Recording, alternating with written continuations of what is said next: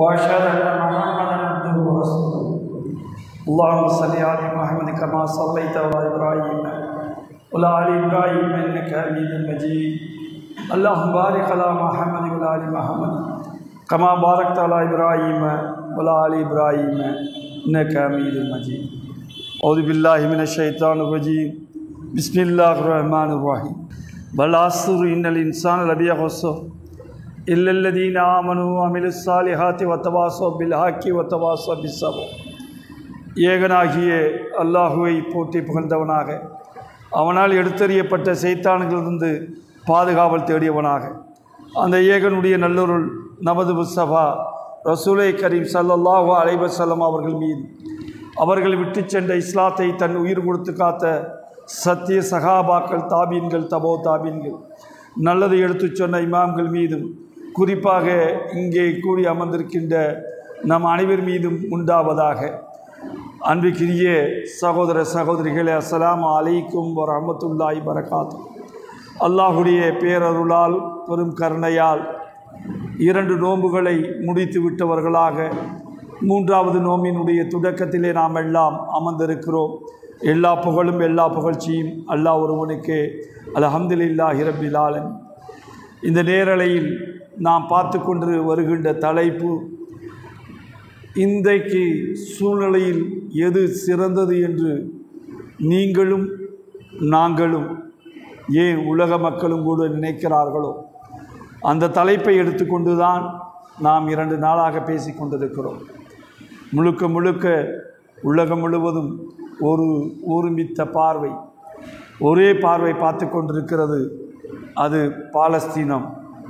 பாலஸ்தீனத்தினுடைய மேற்கு கரையோரம் இருக்கின்ற காசா என்ற அந்த பகுதியை நோக்கித்தான் அத்தனை பேருடைய உள்ளங்களும் திருப்பப்பட்டிருக்கிறது, உணர்வுகளும் திருப்பப்பட்டிருக்கிறது, எண்ணங்களும் திருப்பப்பட்டிருக்கிறது. ஏன் என்ற கேள்வியை ஒவ்வொரு நாளாக நாம் பார்த்து வருகிறோம். எதற்காக அந்த பகுதியை சுற்றி இத்தனை ஒரு புனித பூமி என்று அல்லாஹ்வினால் வாக்களிக்கப்பட்ட ஒரு பூமி, பல நபிமார்கள், எண்ணிலடங்கா நபிமார்கள் பிறந்து வளர்ந்து, ஏன் கொல்லப்பட்ட ஒரு பூமி, ஏமாற்றப்பட்ட பூமி, நயவஞ்சகமாக அநியாயம் செய்யப்பட்ட பூமி, இத்தனைக்கும் பிறகும் கூட அந்த பூமியிலே முஸ்லிம்கள் வாழ்ந்து கொண்டிருக்கிறார்கள்.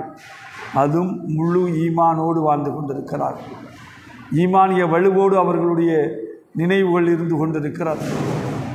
அந்த ஈமானிய வலு எங்கிருந்து வருகிறது என்பது தான் முக்கியம்.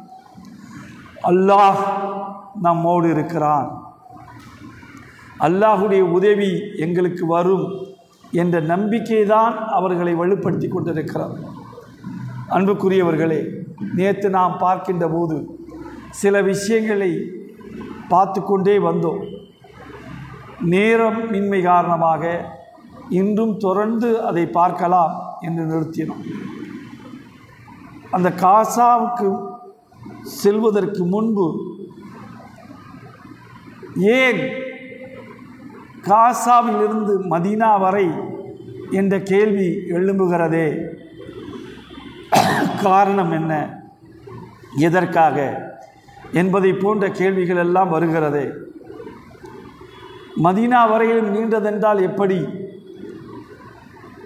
மதீனா வரையிலும் சென்றால்தான் அது மதீனத்து புரட்சி, முஹம்மது நபி ஸல்லல்லாஹு அலைஹி வஸல்லம் அவர்கள் ஏற்படுத்திய புரட்சி.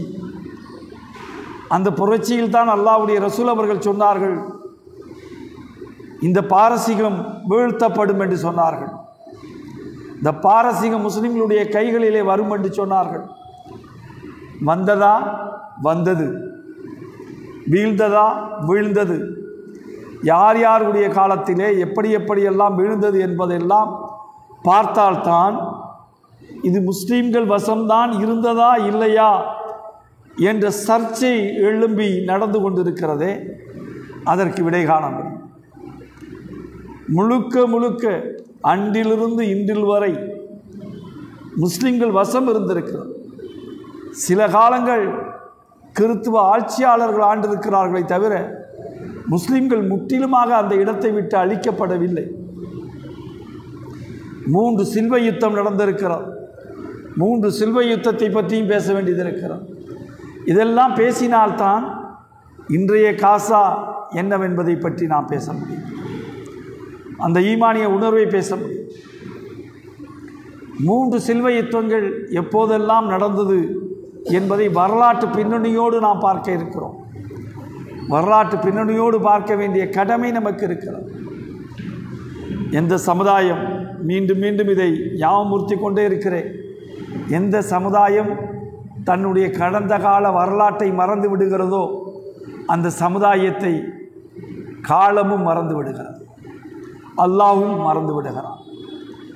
நீங்கள் அல்லாஹ் மீது நம்பிக்கை வைக்கின்ற போதுதான், அல்லாஹ்வை முழுமையாக நம்புகின்ற போதுதான் அல்லாஹ்வும் நம் மீது நம்பிக்கை வைக்கிறான். ஏனால் அல்லாஹ் முஃமின்களை பார்த்து அப்படித்தான் சொல்கிறான், அவர்களும் நம்பிக்கை கொண்டார்கள், நாமும் அவர்கள் மீது நம்பிக்கை கொண்டோம். இந்த நம்பிக்கையாளர்களை பற்றி அப்படித்தான் சொல்லி காமிக்கிறான் அல்லாஹ் தஆலா. அப்போ அப்படிப்பட்ட வசனங்களை உருவாங்க வேண்டிய நாம் முழுமையாக நம்மளுடைய நினைவுகளில் இதை கொண்டு வந்து ஆக வேண்டிய கடமை இருக்கிறது. நேற்று, அதாவது சரியாக சொல்ல வேண்டுமென்றால் திங்கட்கிழமை மார்ச் மாதம்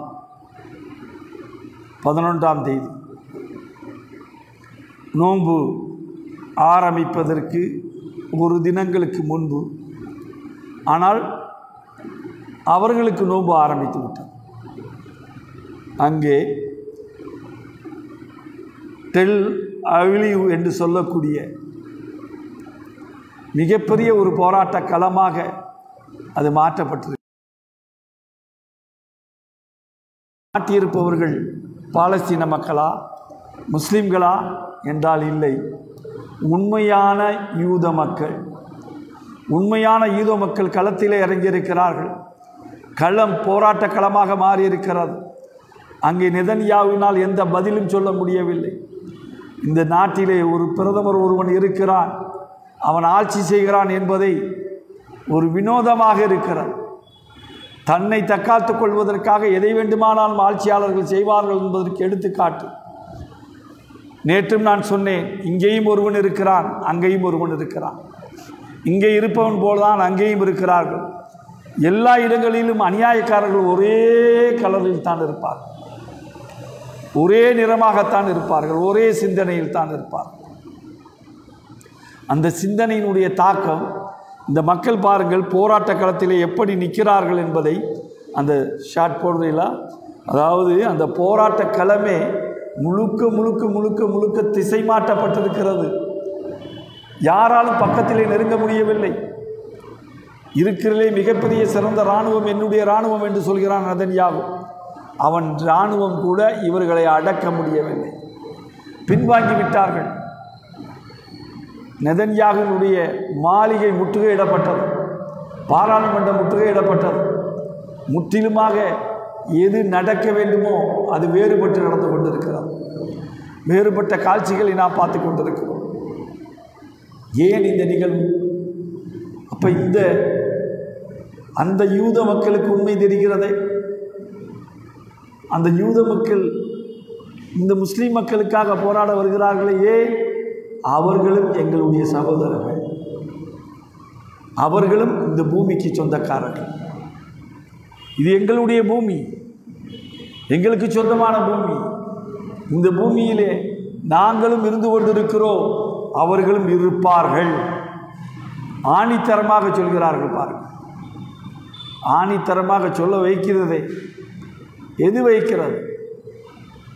அவர்களுக்கு உள்ளே இருக்கின்ற, எங்கோ இருக்கின்ற இறை நம்பிக்கை.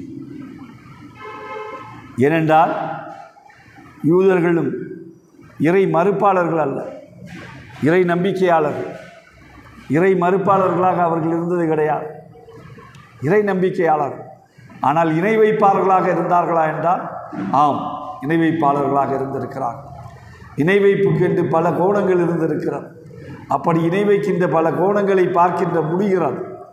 உசைர் என்று சொல்லக்கூடிய ஒருவரை அல்லாஹ்வுக்கு மகன் என்றே சொன்னார்கள் ஒரு கூட்டம். அதுவும் பாதித்தது. அப்படிப்பட்ட கூட்டமும் அங்கே வளர்ந்தது, பெருகியது. அப்படிப்பட்டவர்களும் இன்றும் இருந்து கொண்டிருக்கிறார்கள். ஜியோனிசம் என்று சொல்வது சாதாரணமான ஒரு வார்த்தையில் அடங்கிவிடக்கூடிய ஒன்று அல்ல.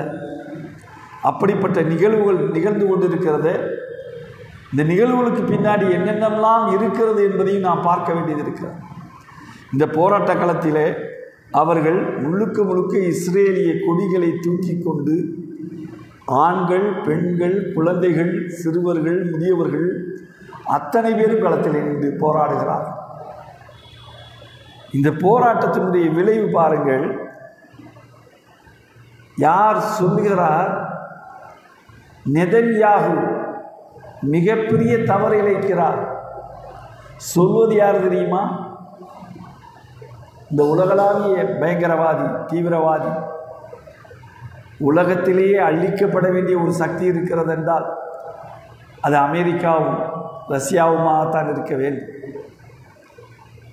அந்த அமெரிக்காவினுடைய நெதன்யாகு சொல்கிறார், இஸ்ரேலுக்கு தீங்கு செய்கிறார் பிரதமர் நெதன்யாகு. காசாவை நோக்கி நாங்கள் அமெரிக்க கப்பலை அனுப்பியிருக்கிறோம். மிகப்பெரிய பொருட்களை எல்லாம் சுமந்து கொண்டு ரஃபா எல்லையின் வழியாக அமெரிக்காவுக்கு கப்பல்கள் உள்ளே நுழைகிறது. சுவிஸ் கால்வாயை பொறுத்த மாத்திரத்திலே ஹூதியினுடைய கட்டுப்பாட்டில் இருந்து கொண்டிருக்கிறது. ஏற்கனவே சற்று கோடிட்டு காமித்தேன். இந்திய சரக்கு கப்பல் ஒன்று மூழ்கடிக்கப்பட்டது. அதில் 3 நபர்களை தவிர மற்றவர்கள் காணாமல் போய்விட்டார்கள் என்றெல்லாம் தகவலை ஒரு 2 நாளைக்கு முன்பு பார்த்தோம். இது எதற்காக சொல்கிறேன் என்றால், அந்த ஹூதிகளுடைய தாக்குதல் தான் இப்போது அமெரிக்காவையும் நிலைகுலைய செய்திருக்கிறார். நேற்று சொல்கின்ற போது சொன்னேன், இந்த ஹூதிகளுடைய தாக்குதல் ஒரு புறம், இன்னொரு புறம் சீனாவுடைய வெளியுறவுத்துறை அமைச்சகம் கொண்டு வந்த அந்த முக்கியமான தீர்மானம். அவன் தீவிரவாதி என்றால் இவன் யார் என்ற அந்த கேள்வி. இவனும் பயங்கரவாதி, தீவிரவாதி என்றால் இவனும் ஒழிக்கப்பட வேண்டிய சக்தி தானே. இன்றும் இவன் எப்படி இருந்து கொண்டிருக்கிறான் என்ற கேள்விகள் இருக்கிறதே. இந்த கேள்விகள் எல்லாம் கேட்கப்பட்ட பின்புதான் சொல்வார்களே, அடிக்கிற அடி அடித்தால் தான் அம்மியும் நகரும் என்பார்கள். இப்போது அமெரிக்க அம்மி நகண்டிருக்கிறது. அமெரிக்க அம்மியின் அந்த அந்த அந்த குழவி இப்போது எழுந்து நின்று கொண்டு ஆடிக்கொண்டிருக்கிறார். பொறுத்திருந்து பார்ப்போம். இது ஒரு பக்கம் நமக்கு ஒரு செய்தியாக இருந்தாலும் கூட, அடுத்து இன்னொரு செய்தி, அதுவும் ஒரு முக்கியமான செய்தி தான். அதையும் சொல்வது ஜோ பைடன். எப்படி சொல்கிறார்? 8 வார காலம் இல்லை ஒரு 6 வார காலம் போர் நிறுத்த முயற்சியை நாங்கள் மேற்கொள்கிறோம். ரமலான் உரையில் அதிபர் பைடனா பாருங்கள், யாரெல்லாம் ரமலானுக்கு உரை நிகழ்த்த ஆரம்பிச்சிட்டாங்கன்னு பாருங்கள். ரமலான் வந்துருச்சுனாலே தொப்பி போடக்கூடிய தலைவர்கள் ஏதோ இங்கு மட்டும்தான் இருப்பார்கள், கஞ்சி கொடுக்கக்கூடிய தலைவர்கள் இங்கு மட்டும்தான் இருப்பார்கள் என்று நாம் நினைக்கிறோமே. அப்படி அல்ல. உலக அளவிலும் நம்மளை தொப்பி போட்டு ஏமாற்றக்கூடியவர்களும் கஞ்சி கொடுக்கக்கூடியவர்களும் உரை நிகழ்த்தக்கூடியவர்களும் இருக்கிறார்கள் என்பதற்கான ஒரு பெரிய எடுத்துக்காட்டு. அதாவது காசாவில் இஸ்ரேலுக்கு ஹமாஸ் அமைப்பினருக்கும் இடையிலே ஒரு இடைக்கால ஒப்பந்தத்தை பேச்சுவார்த்தையை நிறுத்துவதற்கான அந்த முயற்சியை மேற்கொள்ளப்படுவதை ஜோ பைடன் தன்னுடைய உரையிலே உறுதியளித்திருக்கிறார். முஸ்லிம்களுக்கான புனித மாதத்தினுடைய ரமலானுடைய தொடக்கத்தை ஒட்டி அவர் வெளியிட்டுள்ள வாழ்த்து செய்தியில் இது உரைத்து கூறியிருக்கிறார். நான் ஒருவேளை பள்ளிவாசலுக்கே போய் தொப்பியை போட்டுக்கிட்டு உரை நிறுத்திட்டாருன்னு பார்த்தேன். ஆனால் வாழ்த்து செய்தி தான் சொல்லியிருக்கிறாரு. புதிய இளம் பிறையுடன் முஸ்லீம்கள் புனித ரமலான் மாதத்தின் ரமலான் தொடங்கி உள்ளதாம். நம்ம இவருக்கு தான் இப்போ தான் தெரியுது போல இருக்குது, பிறையோடு தான் தொடங்கும் போல இருக்குது ரமலானுங்கிறது. இவர் சொல்லி தான் நமக்கே தெரிய வேண்டியதாக இருக்குது. புது பிறையோடு தொடங்கும் போல இருக்குது. நல்ல வேளை இந்த தடவை வந்து எந்த விதமான பிரச்சனையும் இல்லாமல் ரமலானை நம்ம கடந்திருக்கிறோம். இல்லைன்னா வந்து ஒரு பாதி பேர் முதல்ல, பாதி பேர் பின்னாடி, இன்னும் மீதி பேர் அடுத்த நாள் அப்படின்னு ஒரு 3 தடவையில் நம்ம வச்சுருந்துருப்போம். அதெல்லாம் எல்லாம் பாதுகாத்துட்டான். இந்த தடவை ஒரே தடவையில் போயிடுச்சு. சவுதி அரேபியா மட்டும் முந்திக்கிடுச்சு. சவுதி அரேபியாவை தவிர உலகத்தில் எல்லா இடங்களிலும் சவுதி அரேபியாவை ஃபாலோ பண்ணி பிரிட்டன், இந்த 2 இடங்களை தவிர மற்ற இடங்களிலெல்லாம் பிறை ஒரே மாதிரியாக வந்து ஒரே மாதிரியாக இருந்து கொண்டிருக்கு. ஆஸ்திரேலியா வரை எல்லாருமே ஒரே மாதிரியாக இந்த தடவை இன்ஷா அல்லாஹ் பெருநாளையும் கூட அப்படி கொண்டாட வேண்டும் நம்ம துஆ செய்யணும். ஏன்னா இப்போ கூட விட்டுருவாங்க, அந்த பெருநாள் நேரத்தில் தான் வம்பு வளர்ப்பாங்க. அதனால் அந்த பெருநாளை பார்த்திங்கன்னா திடீர்னு காலிக்கட்டில் தெரிந்தது, இதோ பாருங்கள் மலபாரில் தெரிந்தது, மலபாரிலிருந்து அப்படியே இறங்கிய போது அப்படியே வெளியிலே தெரிந்தது அப்படிம்பாங்க. மலபாரில் தெரியுதுன்னா அவன் 30 பூர்த்தி செஞ்சிடுவான், அவனுக்கு தெரியத்தான் செய்யும்.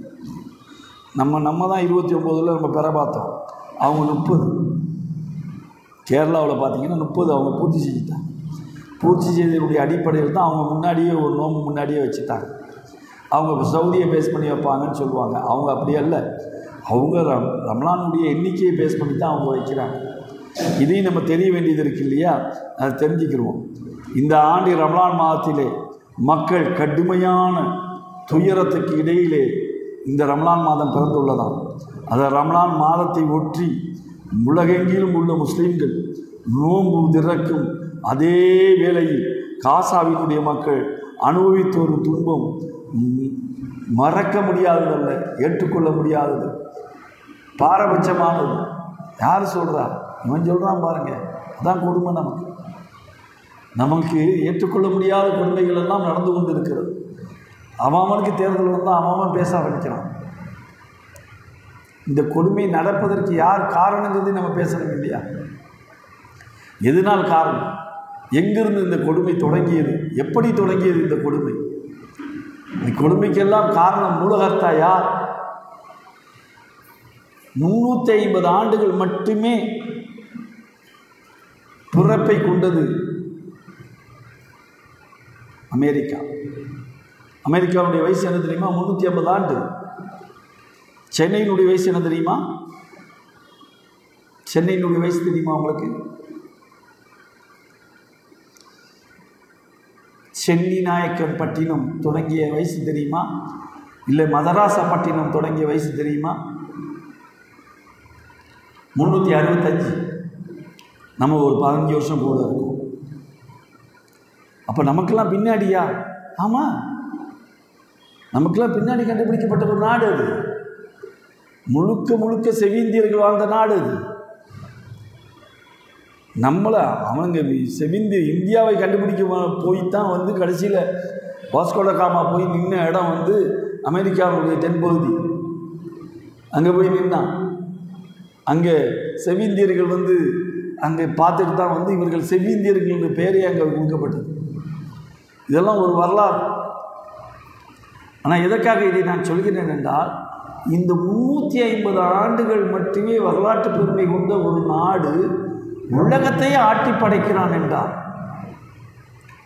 உலகத்திலே தன்னுடைய சித்தாந்தம் வளர வேண்டும் என்று நினைக்கிறான் என்றார். அதை அடிப்படையிலே உலகத்தினுடைய பொருளாதாரத்தை கட்டமைக்கிறான் என்றார். இந்த உலக பொருளாதாரம் யார் கையிலங்க இன்றைக்கு இருக்குது? இன்றைக்கு ரூபா நோட்டு பெருசா, டாலர் பெருசா? டாலர் தான் பெருசு. டாலர் ரேட் என்னன்னு சொன்னால் பஜார் வியாபாரியாக இருந்தால் டக்குன்னு சொல்லுவாங்க 80 ரூபாயை தாண்டிக்கிட்டு இருக்கு டாலர் ரேட்டு. ஆனால் இதே நேரத்தில் இந்தியா சுதந்திரம் பெற்ற போது டாலருடைய ரேட்டும் நம்மளுடைய ரேட்டும் ஒன்றாக இருந்தது என்று சொன்னால் நம்புவீர்களா? நம்ம ₹1 டாலருடைய ரூபாயும் ஒரே லெவலில் இருந்துச்சு. அப்புறம் தான் படிப்படியாக ஏறிச்சு. அப்போ தன்னுடைய பொருளாதாரத்தை நிலைநிறுத்துவதற்கு தன்னுடைய மூளையை கசக்கி தன்னுடைய அறிவை, ஆற்றலை, திறனை, மனித ரிசோர்ஸை பயன்படுத்தி அவர்களுக்கென்ற சக்திகளை வளர்த்து கொண்டவர்கள் அந்த அமெரிக்கர்கள். இன்றைக்கி அதனால தான் பேசுகிறான். நம்ம உட்காந்து கேட்குறோம். 6 வார காலம் இந்த போர் நிறுத்தம் நடக்குமா நடக்காதா என்றால் இதில் இந்த அந்த பேச்சுவார்த்தை தோல்வியடையவில்லை. ஆனாலும் கூட இந்த பேச்சுவார்த்தையை இப்போது முன்னெடுத்திருப்பது எகிப்தினுடைய ரஃபா எல்லையில் வைத்துத்தான் இந்த பேச்சுவார்த்தை நடக்கிறது. இதற்கு முன்னோடியாக இருப்பது எர்தோகான், துருக்கியினுடைய அதிபர் எர்தோகான் இருக்கிறார்.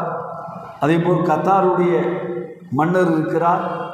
இவர்களுடைய முன்முயற்சி தான் இன்றைக்கு இந்த எப்படியாவது ரமலானிலாவது அந்த மக்களுக்கு நிம்மதி கிடைத்து விடாதா, அந்த மக்கள் நல்ல சாப்பாடை சாப்பிட்டு விட மாட்டார்களா என்ற எண்ணத்தில் எடுக்கப்பட்ட இந்த முயற்சி. இந்த முயற்சியினுடைய விளைவுகளைத்தான் நாம் பார்க்கிறோம். அவ்வளவு வேகமாக எடுத்து சொல்லப்படுவதாக இது இருக்குது. அப்போ இவ்வளவுக்கும் காரணமானவர்கள் தண்டிக்கப்பட வேண்டாமா? இவன் தண்டிக்கப்படணுமா வேணாமா? அமெரிக்கா முற்றிலும் அழிக்கப்பட வேண்டாமா? அமெரிக்கா இல்லை, அமெரிக்காவுடைய ஆட்சியாளர். இன்றைக்கி அமெரிக்கா அழிக்கப்படுமா என்றால் அழிக்கப்படாது என்பதற்கு நான் சொல்லலை, டைம்ஸ் நவ் பத்திரிகை சொல்கிறது. டைம்ஸ் நவ் பத்திரிகை சமீபத்தில் ஒரு செய்தியை வெளியிட்டிருக்கிறது. அந்த பத்திரிகை செய்தியினுடைய வெளியீடு என்ன தெரியுமா? மோஸ்கோ மிக மிக மிக மிக அதிவேகமாக வளர்ந்து வரக்கூடிய மார்க்கம் எது என்று கேட்டீர்கள் என்றால், நீங்கள் விரும்பினாலும் விரும்பாவிட்டாலும் இஸ்லாம். 2050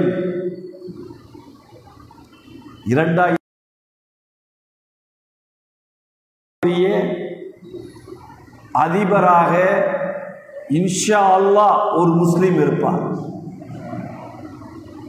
நான் சொல்லலை, இது என்னுடைய கதையோ கற்பனையோ அல்லது எனக்கு தெரிந்த செய்திகளை எல்லாம் தொகுத்து நான் சொல்லலை. டைம்ஸ் நவ் பத்திரிகையினுடைய செய்தி, பிரிட்டிஷினுடைய ஒரு மிக முக்கியமான ஒரு பத்திரிகை. அந்த பத்திரிகை சொல்லுகிறார், வாஷிங்டன் டைம்ஸ் அது ஒரு பக்கம் எழுதுகிறார்கள். என்னடா எழுதுறானுங்க? இரட்டை கோபுரங்கள் ஞாபகத்தில் இருக்கும். இரட்டை கோபுரம் தாக்கப்பட்டது ஞாபகம் இருக்கா? ஞாபகம் இருக்குன்னு நினைக்கிறேன். 2002 ஞாபகம் இருக்குதா? ஞாபகம் இருக்கணும். 2002 2 பேர் ஃப்ளைட்டை கொண்டு போய் 2 ஃப்ளைட்டை எக்கு தப்பாக ஏற்றினானுங்க. மிகப்பெரிய அந்த உலகளாவிய கட்டிடம், மிக பிரம்மாண்டமான கட்டிடம். அந்த கட்டிடமே சிதைந்து விழுந்தது, ஒன்றுமில்லாமல் நொறுக்கப்பட்டது. அது பாருங்களேன். அதாவது ஃப்ளைட்டை போய் ஏற்றுறது 150வது மாடியில். 150வது மாடியிலன்னா அந்த மாடிக்கு கீழே உள்ளது மேலே உள்ளது வேணால் கொஞ்சம் போகலாம், கீழே உள்ளது கொஞ்சம் போகலாம். ஆனால் அப்படி போகலை. இங்கே போனது எப்படி தெரியுமா போச்சு? மொத்தமாக போச்சு. நம்ம எழுதலை, அங்கே உள்ள அதை வடிவமைத்த என்ஜினியர் எழுதுகிறான், இது மிக மோசமான குண்டு வைக்கப்படாமல்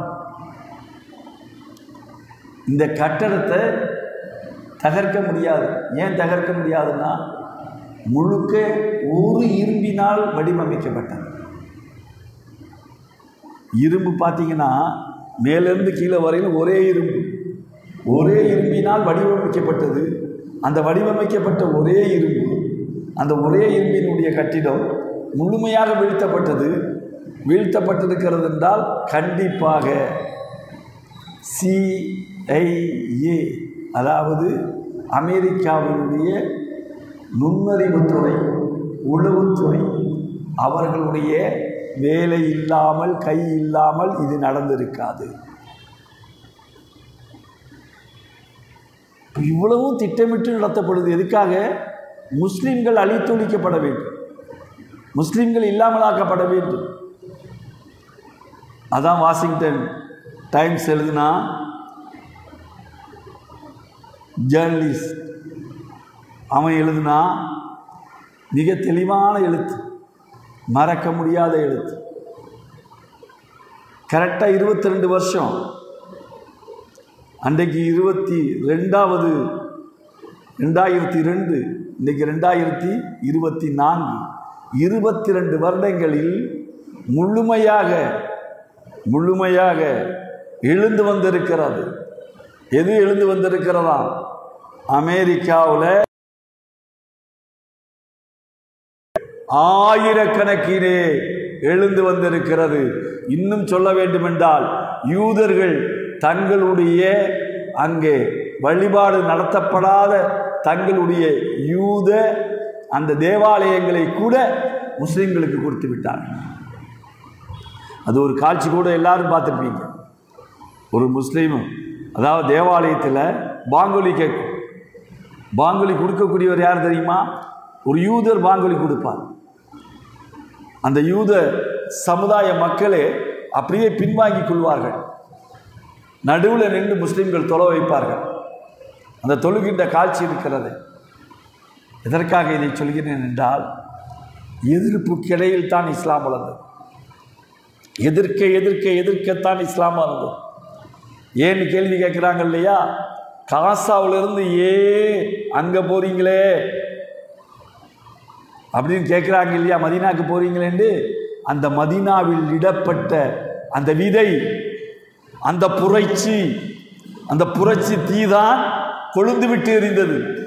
அந்த புரட்சி தீயில தான் இந்த முழு இஸ்லாமும் வளர்ந்தது. அல்லாஹ்வுடைய ரசூல் அவர்கள் போட்டது இல்லையா? அப்போ அதை பார்க்காமல் நீங்கள் எங்கேருந்து நீங்கள் சத்தியத்தை பார்ப்பீங்க? சத்தியம் எங்கேருந்து உங்களுக்கு தெரியும்? அப்போ எல்லாத்துக்கும் பின்னணியில் நீங்கள் அங்கே சொல்கிறப்ப கூட டாக்டர் தமீமுல் அன்சாரி எம்டி அவர்கள் சொல்லி காட்டினாங்க. எம்எஸ்ஆ எம்டியா சரி பயிற்சியாளர் அவர் சொல்லி காட்டினார். நான் சொல்கிறப்ப கூட இப்ராஹிம் நபியினுடைய மனைவியாரை பற்றி சொல்கிறப்ப கூட ஹாஜரா அலைஹிஸ்ஸலாத்துக்கு மாற்றமாக சாரா அலைஹிஸ்ஸலாம் என்ற பெயரை நான் பயன்படுத்திட்டேன். ஏன்னா மக்காவில் கொண்டு போய் விட்டது ஹாஜரா அலைஹிஸ்ஸலாத்தை தானே விட்டார்கள். உண்மைதான். நான் கொஞ்சம் குழப்பத்தில் அதை பதிவு செஞ்சிட்டேன்.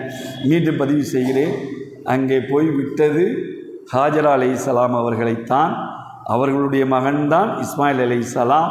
ஹாஜரா அலைஹிஸ்ஸலாத்தை விட்டுவிட்டுத்தான் இப்ராஹிம் நபி அவர்கள் வந்தார்கள். இப்ராஹிம் நபிக்கு நபி அவர்கள் பிறக்கிறார்கள்.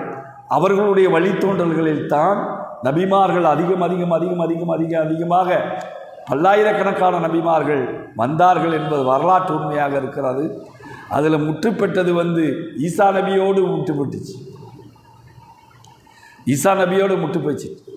ரெண்டு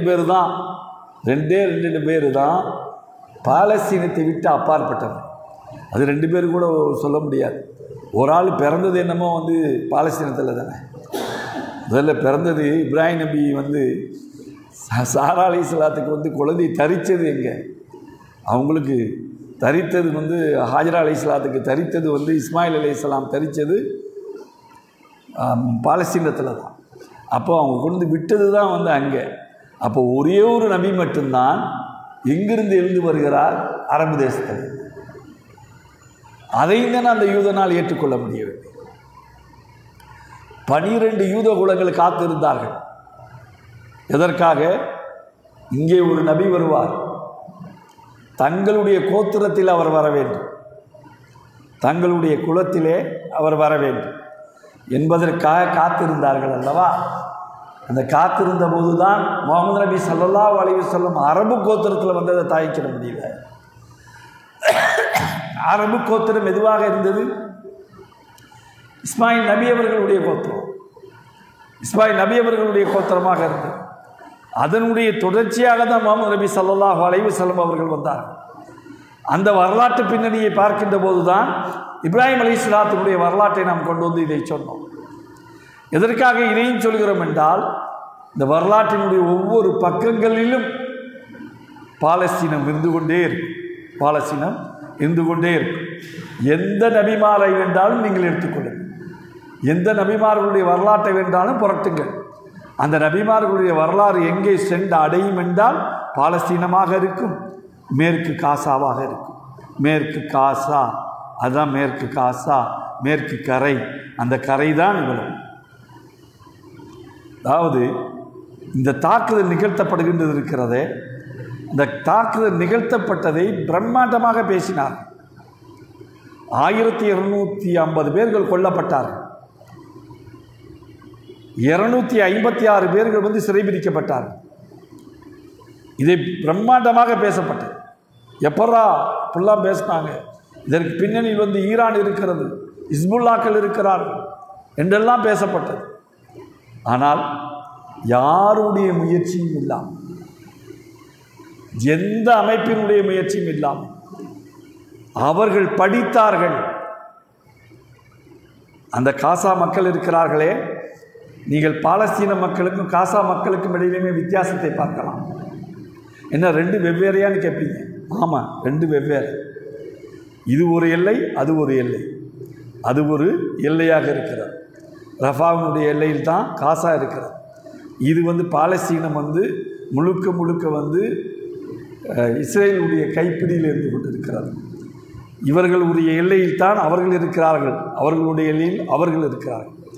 ஆனால் அதில் தாக்குதல் நடந்த உடனே எல்லாரும் ஆச்சரியப்பட்டு பார்த்தான், எப்படா இவனால் தாக்க முடிஞ்சிச்சு.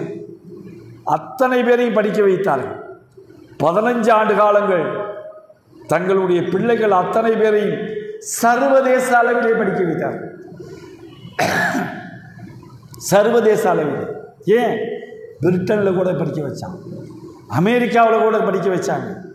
படிப்பு எங்கே கிடைக்கிறதோ போய் பெற்றுக்கொள். அல்லாஹ்வுடைய ரசூல் அவர்கள் சொன்னார்கள் அல்லவா, எவன் படிப்பை நோக்கி பயணம் செய்கிறானோ அல்லாஹ்வுடைய உதவி இருக்கிறது அவனுக்கு. ஆனால் கல்வியை பெற்றுக்கொள்வதற்கு எவன் அதை நோக்கி பயணப்படுகிறானோ அவனுக்கு அல்லாஹ்வுடைய உதவி இருக்கிறது. இன்னொரு நபிமொழின்னு ஒன்று சொல்லுவாங்க, சீன தேசம் சென்றாவது கல்வியை பெற்றுக்கொள்ளாது. நபிமொழி அது லைஃபானது, ஏற்றுக்கொள்ளக்கூடியது அல்ல. இந்த இடத்துல பதிவு செஞ்சு ஆகும்.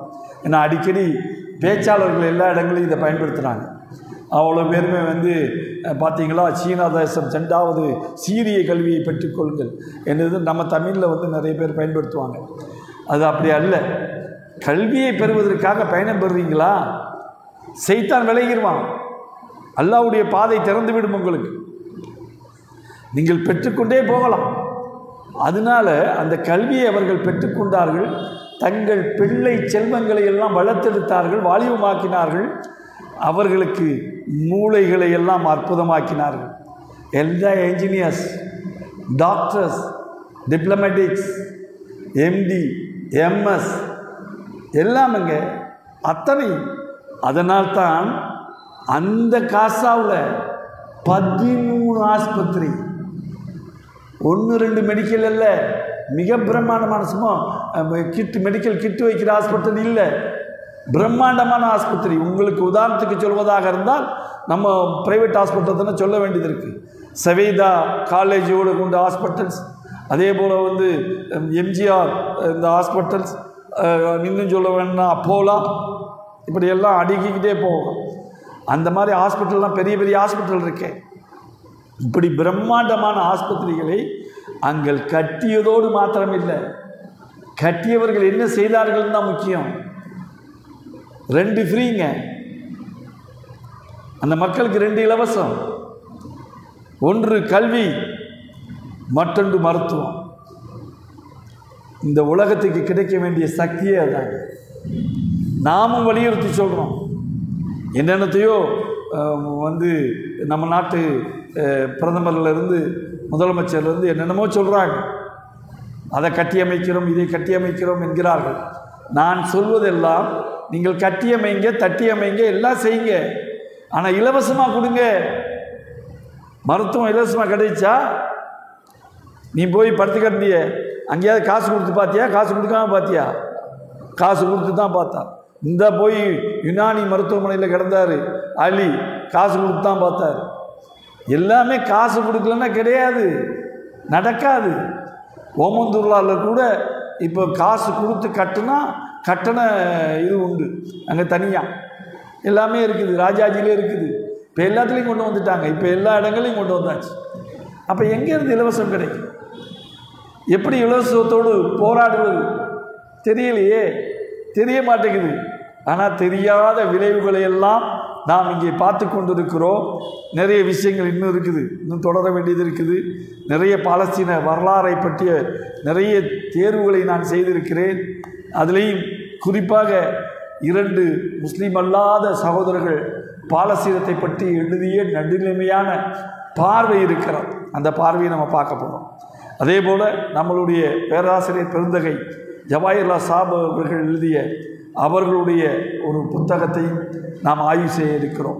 இது நிறைய ஆய்வு செய்ய இருக்கிறோம். இந்த ஆய்வு செய்கிறதெல்லாம் நிறைய விஷயத்தை நாம் தெரிந்து கொள்ள வேண்டும். நீங்களும் நானும் அறிவாளியாக மாற வேண்டும். அறிவாளிகளாக நாம் இருந்தால்தான் சாதிக்க முடியும். இந்த சமுதாயத்துக்கு ஏதாவது செய்ய முடியும். இந்த சமுதாயத்துக்கு நீங்கள் எதையாவது நீங்கள் கொண்டு செல்ல விரும்புனீங்கன்னா கல்வி தான் முக்கியம். சதகத்துன்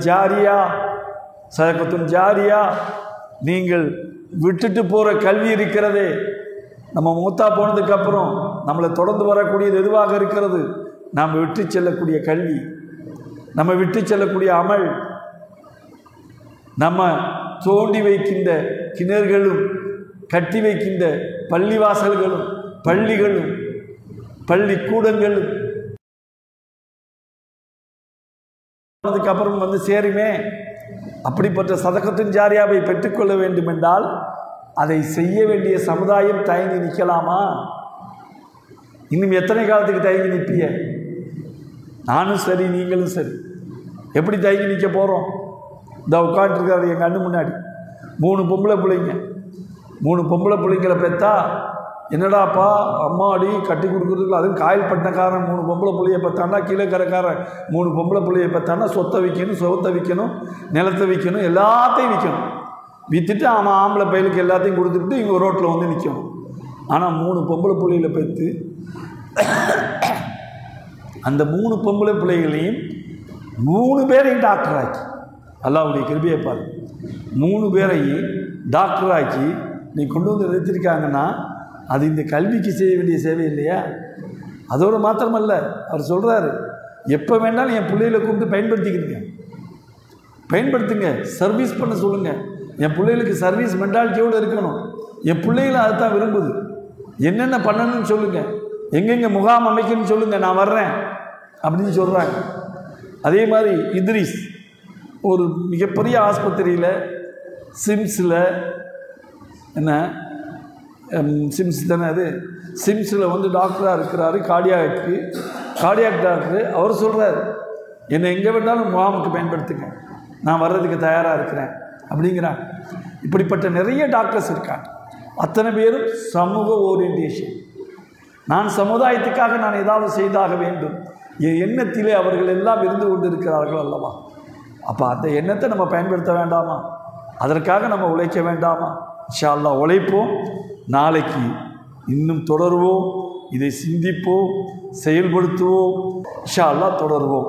அஸ்ஸலாமு அலைக்கும் வரஹ்மத்துல்லாஹி வபரகாத்துஹு.